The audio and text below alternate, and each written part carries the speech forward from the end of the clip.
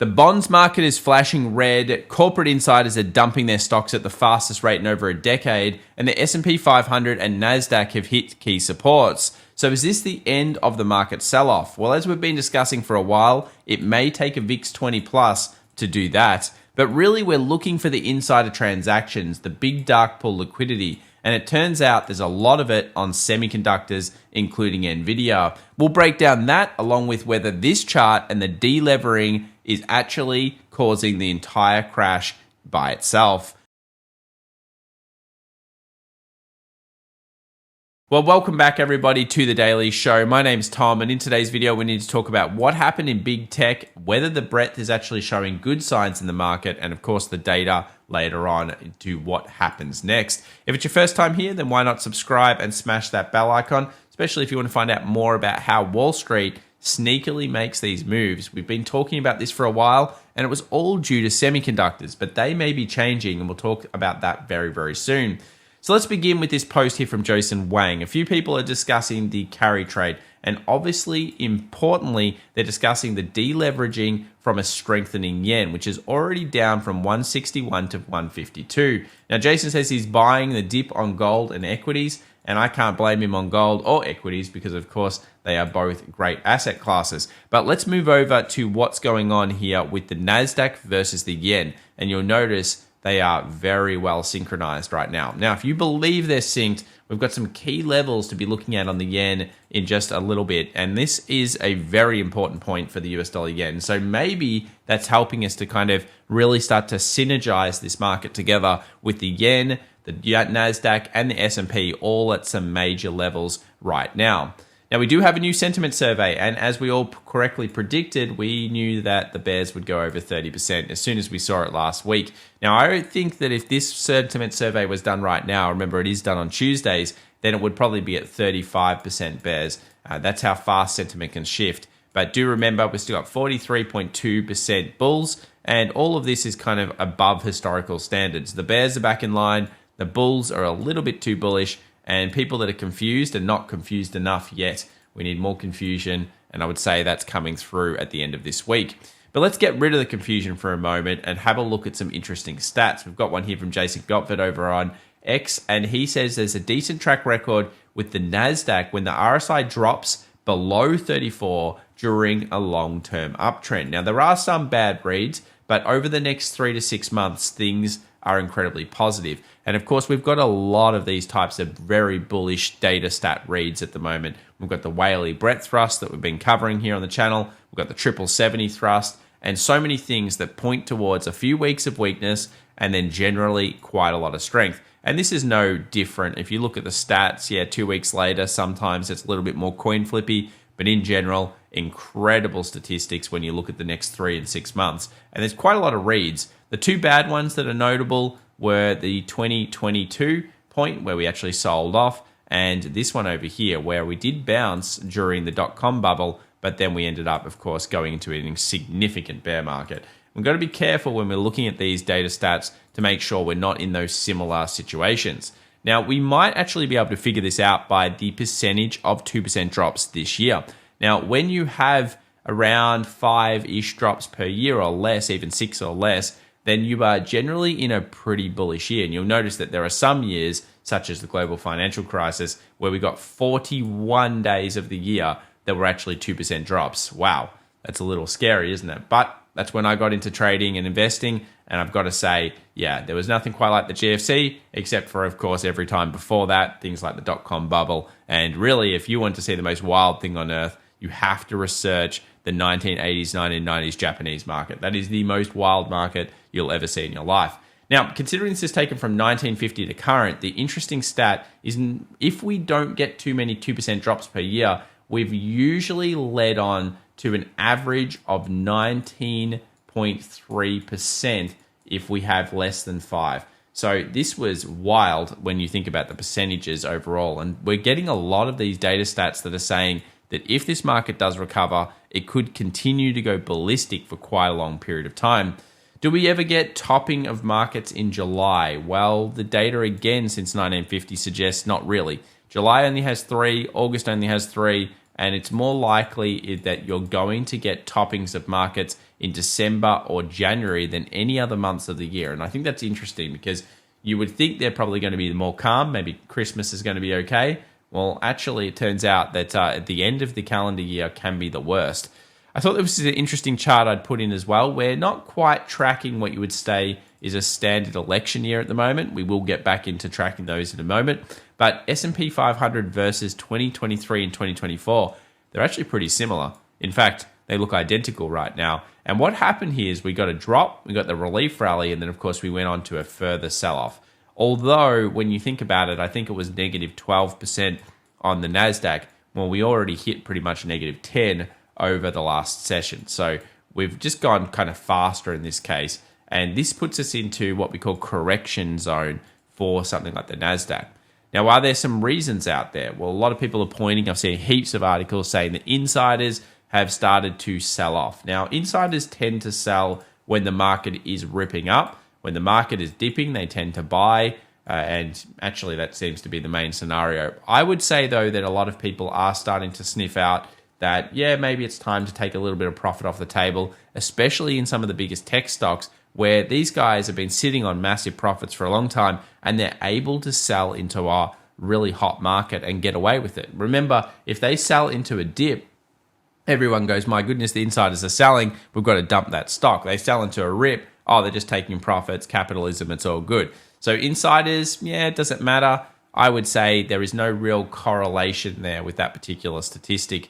Let's move over to the NASDAQ composite after it has one of those big 3% down days. As we mentioned, we've only got two reads like this. It's a great one from Jason Gotford. And again, 2 weeks, 1 month, and 2 months later, in both cases, we were bullish. And of course, one of them was the end of the bubble, and one of them was still in the beginning of the bubble. Which one is it? Well, you take your guess, but I can say this, that the semiconductors certainly got some interest on them over the last 24 hours. S&P 500, after ending a 2% loss streak in terms of having no 2% loss streaks, again, the stats tend to look pretty good when you look out for the longer term. And remember, for July, we're still currently tracking quite negative for the Qs, down around 4%. Usually, for the last 10 years anyway, July has been a 100% track record for the NASDAQ. Could this be the first month it isn't? Well, certainly at the moment, you would say yes. Let's move over to some valuation things. I thought it might be good to look at concentrated markets. A lot of people are saying it's the end of the rally and everything's going to explode. And look, there are some cases where you could argue that we're at 29.2% PE of the top kind of stocks versus the bottom ones, and a 22.6% ratio here of the bottom ones. So what is really happening is we're still quite a lot lower than, let's say, the tech bubble in some metrics. Is that really that important to us, though? I would say not. I think we need to be looking at the under the hood. And one of the under the hoods is, of course, the Russell 2000 performance. Is it improving? Yeah, it really is. Regional banks are absolutely flying. Home builders are doing well still. And everything that you would kind of want to hold up is doing so. And that suggests that there could be more upside based on these metrics of the last kind of times that the Russell 2000 did this into the end of the year. And it's kind of supported by the earnings kind of expectations as well. Take a look at this. This is the very back-end loaded expected profits. Now, effectively, we have the third quarter, fourth quarter, first quarter, and all of this 2025 earnings season. It is expected that the Russell 2000 needs to absolutely put up. So at the moment, it's been all big tech. We need you to do this. But actually, big tech, people are starting to reduce a little bit on what their expectations are. That's not the case, though, for the Russell. The Russell has to start putting up good numbers. And you'll notice here that there's a little bit of reduction across the board. But in general, for the S&P 600, we have very large expectations, specifically on the fourth quarter of this year, which I find very interesting when you consider that is when we have the election as well in the US. So this is the one that everyone will be looking at. And of course, after that election, yeah, that is going to be the result that everyone is looking at. Exhibit 1 here for small cap forward PEs. This is a great chart from Mike Zaccardi, and it basically just shows us that the Russell 2000 has returned back to the average PE ratio. So we are back to the average after being undervalued for a long time. And I posted over on X, did you know that I think we're at 10.5% year to date for the Russell, and we're at 13.3% for the NASDAQ. Wow, they are close. So a little while ago, they were super disconnected. Now they're almost on top of each other. And that just shows you how much of a sell-off really the NASDAQ has had in only a few weeks.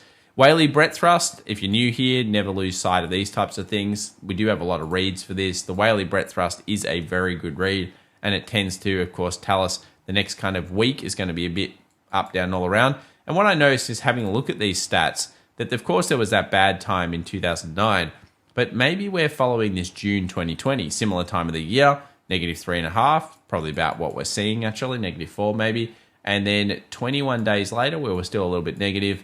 And then look at what came out of it, a massive number. But, you know, again, even if it was 14, the average median, or the median return is 24% with a 100% track record with quite a lot of reads. It's definitely a very good data stat.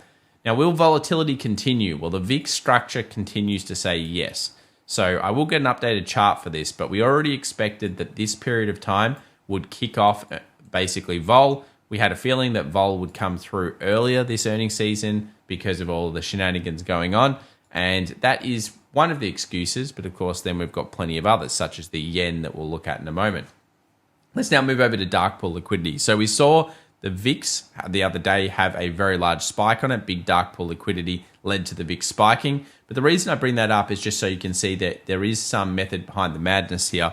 And this is the one plus the new one we've just seen that I think is very interesting. We saw semiconductors drop on the session and recover. In particular, the NASDAQ put in a massive wick candle. Now, that's interesting when we consider that with the large dark pool transaction that came in exactly on the VanEck Semiconductors Index as the market opened. So it probably points towards seeing some kind of buy the dip style scenario. And you'll notice that they're defending a level that we know led on to a fairly large bull move. So there's been a lot of kind of semiconductor flicking and stuff on many, many different indices and ETFs at the moment. And it looks like somebody just went, you know what, I'm pretty happy with this price. And that happened right around that open of the last session. Secular bull markets, we know that we're leading into probably what looks like a concentrated market, which mostly reads with the 1960s or the 2000s, both ending pretty poorly. And of course, both ending in recessionary style concepts in the market, as in the markets basically just like tank themselves after those periods, losing somewhere between like 30-ish% plus. Now, that doesn't mean it's going to happen yet though, because of course that is more 2025 late into 2026 at the current readings we have on the charts. Let's move over to what's going on with the overall flows. We've seen KRE and ITB and energy pick up big time. We've actually quite liked the energy stocks, and they've been holding really nicely, I've got to say, up 1.73%. But these are good. That's exactly what you want to see in a nice breadth market. And also, I noticed gold stocks coming down to a very interesting or good zone. We do like gold stocks on the channel, and we found them to be a very excellent trade this year, along with gold, which is pretty much one of the best performing asset classes right now. It hasn't been, though, in the last 3 days. Let's move over to semiconductors here. 5-day return is now down 7.43%. We've seen a correction path taken by NVDA, which entered into, 20% sell-off. And XLK also down 4.82%. So these are all mostly what you would consider the growth sections of the market. They're taking a breather, but meanwhile, all of the defensive and smaller caps, they've been doing a lot better. Is that something to worry about? I would say no, based on our analysis there. This is where things get very strange, though. The S&P 500. Let's have a look into the chart. So the chart hasn't quite filled the gap. So the gap here is 53.74. We know that 53.50 and 5300 are both pretty key levels, but notice how this market ended up trading. All of the VWAPs, all of the moving averages all turned down, but notice it closes on its low and it looks pretty nasty coming into it. Now, I went and had a look at the charts, and of course, it's important to note that we did get a rally, and that rally then was beaten down specifically in the last half an hour of trade. Now, that's the broad base. If we look at the NASDAQ a little bit later on, in fact, let's just bring up the NASDAQ. We'll use the Qs for it. You'll notice here, it also sold off. But what I noticed at the same time is while they were selling off, NVIDIA did, but nowhere near to the extent. Now, we'll get into this NVIDIA chart later on, plus the NASDAQ. But really, the big thing here for the SPX is going to be that we're on the trend line that it's been holding for a little while. So this is, of course, the trend line here. And you can see that it's slammed straight into this. Now, anywhere between here and the weekly 20 moving average, which sits at 5,300, is traditionally a pretty good BTD style zone. So technicals really hold up around those 20s. If you don't believe me, go and have a look at the 20s during the 2020, 2021 run, and even have a look at previous periods in time. The 20 moving average, while it's not exact, can be a very good base structure for what you're looking for in a nice bull market pullback. Now, this is interesting, but I think it's the daily that's the biggest point. It rejects down, suggesting there's further selling. But what it also allows us to do is mark out a 5,500 peak. If we manage to close above 5,500 in the future, I would say that is incredibly bullish to the market. And let's have a look now at the futures. So we've kind of updated a few things here on the charts.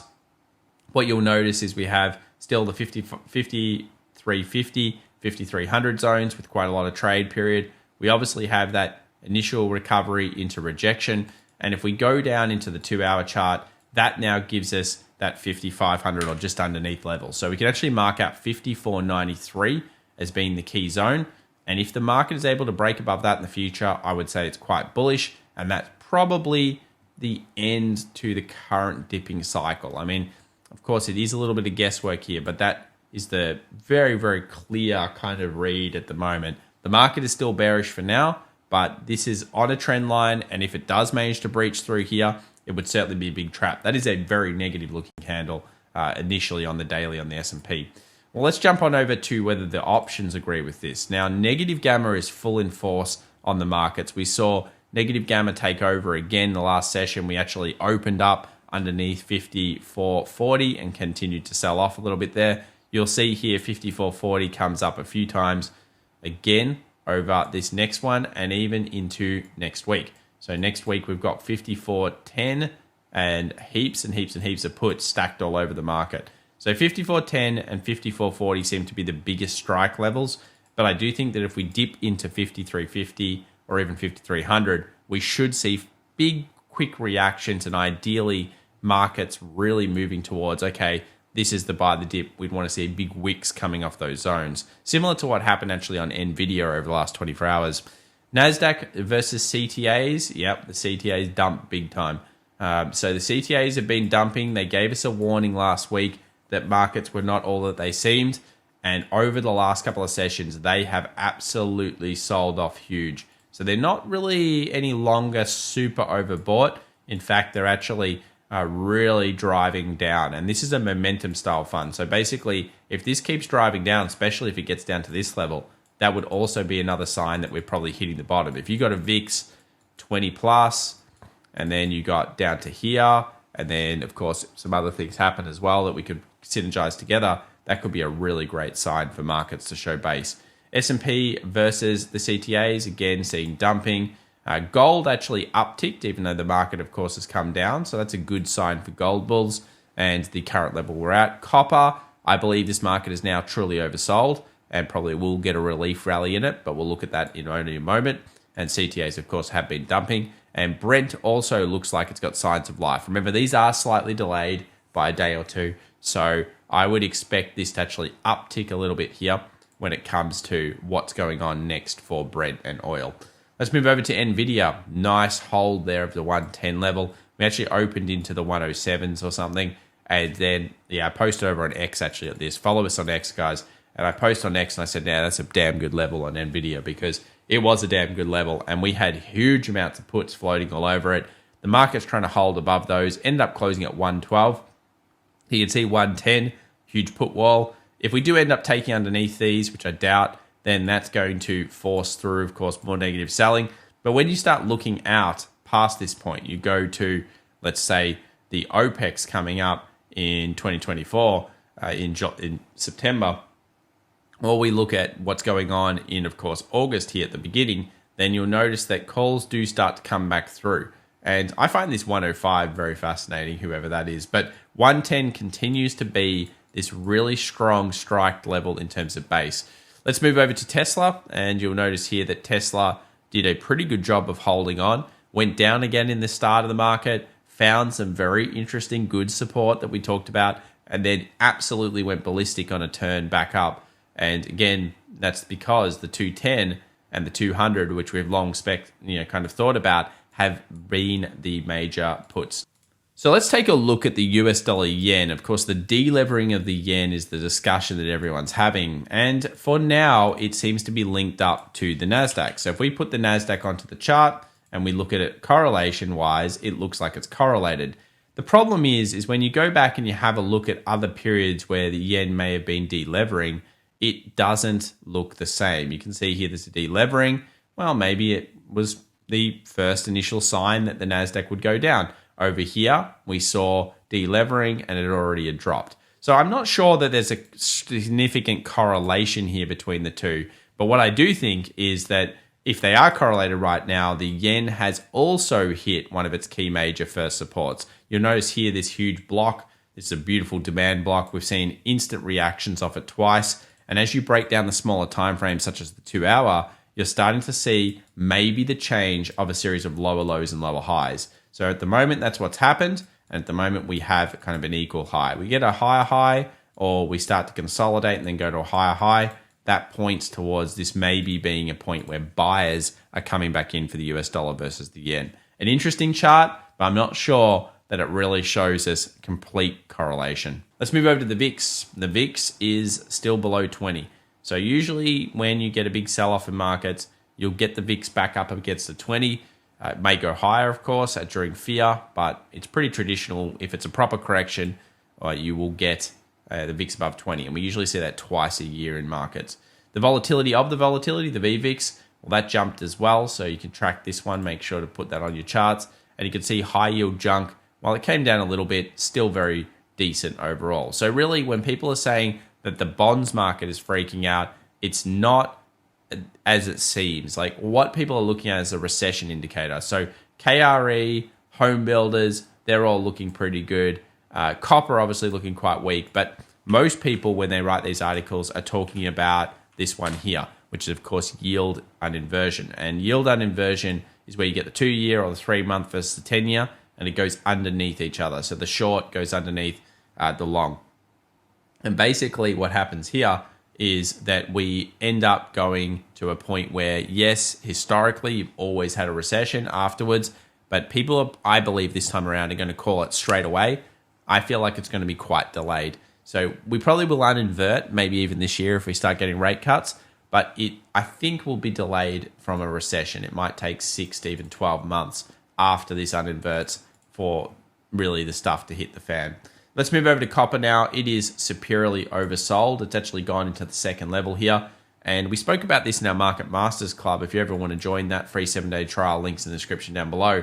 And basically, we were talking about how oversold copper is. Now, I usually look for structural turn, but as we were talking about, we had enough reasons to potentially have a go at it over the last 24 hours. And what I guess I'm getting at here is that when you think about it, copper has oversold into a pretty big, deep pullback. Realistically, it has to hold here.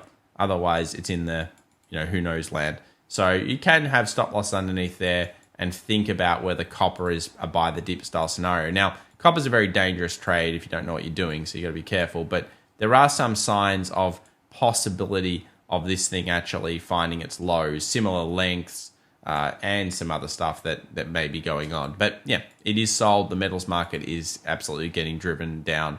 What about the US dollar? Well, the GDP number came out, 2.8% increase, so it was pretty good.